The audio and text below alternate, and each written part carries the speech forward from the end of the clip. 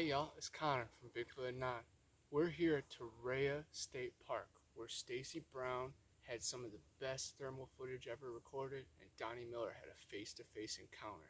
I'm here with the brothers from Hidden Relief, Tristan and Cameron, location on the loop where I had a boulder incident. Something threw something very large back there, so I think we're right in the thick of it, so keep your eyes and ears peeled. Today's coming from Erie Swamps Road Trip to Eden, and the chapter is Midnight at the Bellamy Bridge, Marianna, Florida.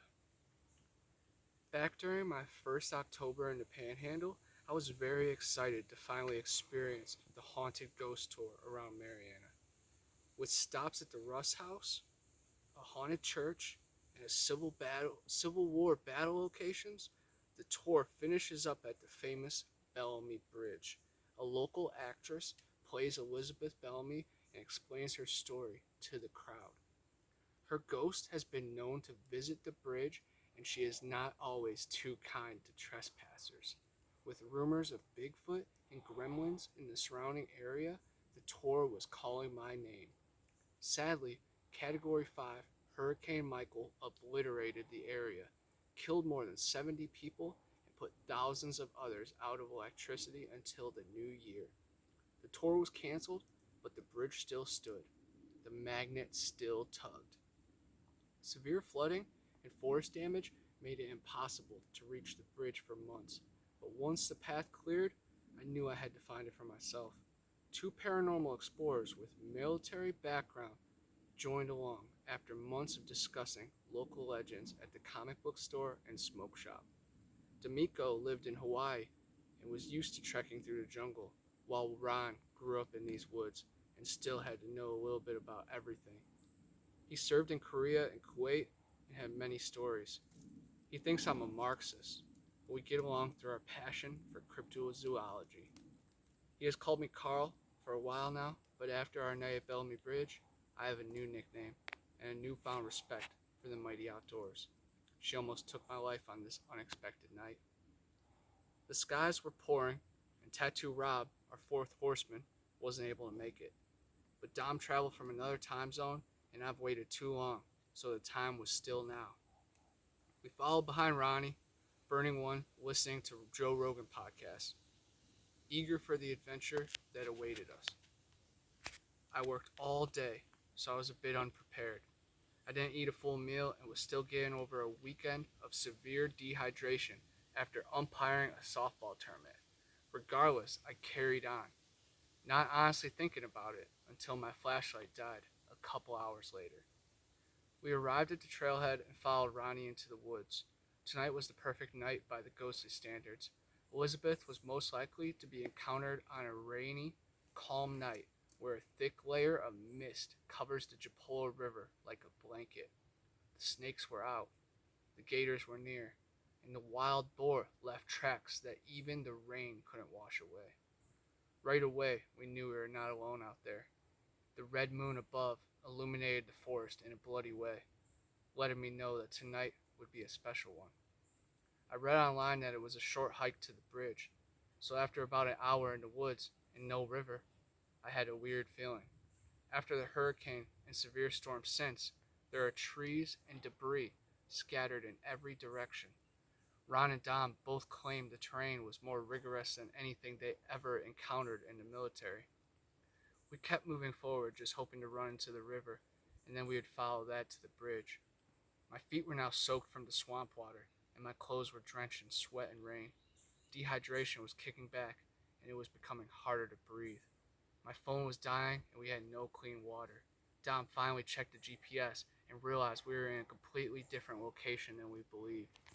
With all the fallen trees, it was very easy to get off track.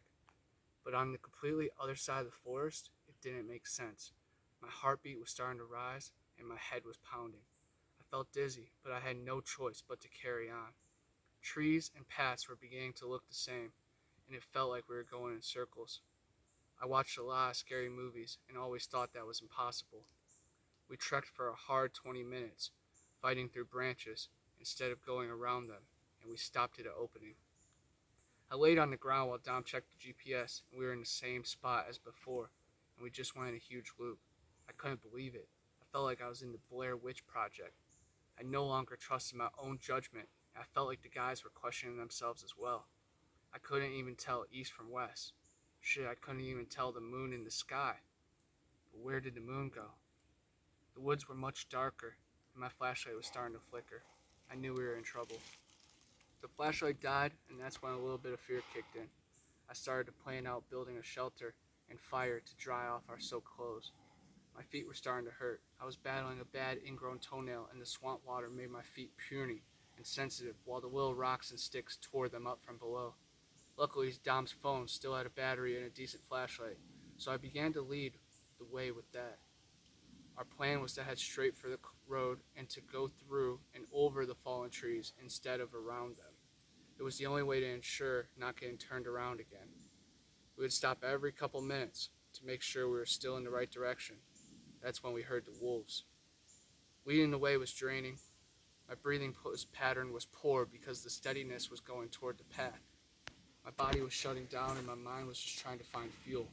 I needed water badly, so the sticks and the vines tearing up my legs were the least of my worries. I still had to keep my eyes open for creatures. I had to shine the light so the woods would have so the guys would have a target if we were in trouble. I heard something from behind Ron and looked backwards, but I stumbled down the hill through some branches. I opened up my eyes expecting to see the guys laughing at me, but they were nowhere to be found. I wiped some blood from the back of my head and started looking for them quietly. I heard some movement up the ridge and saw a faint light through all the fallen timber. I moved quickly towards it, ready to greet the guys. I run to the opening but lose the light. I heard some metal creaking in the wind, and I finally found the bridge. I'm checking out the structure and I see a figure. I lock eyes with it and I'm instantly alerted. It was her, and she already had me around her finger. She smiles and dives into the water. I take off towards the river. Next thing I know, I'm being violently shook. I realize it's Ronnie, after I blacked out for a second. They were happy to find me. They were pretty sure someone else was in the forest with us, and we needed to get back to the car. I was able to ignore the migraine and get back on track. We moved as a unit, and we could finally hear civilization again. We muscled through the last mile and finally found some familiar territory. We reached the street and followed it back to the cars. There was a flock of ATVs filled with Confederate flags in the parking lot. We were weak, outnumbered, and just ready for a bottle of water at this point, so we hustled back into town. We sipped, we smoked, we said our goodbyes. We left in good spirits, but the dark skies turned blacker. We didn't realize we might have been put under a curse. Ronnie almost hit a deer on the way home. Dom almost had his car stolen, and I got pulled over on the way home in the last quarter mile.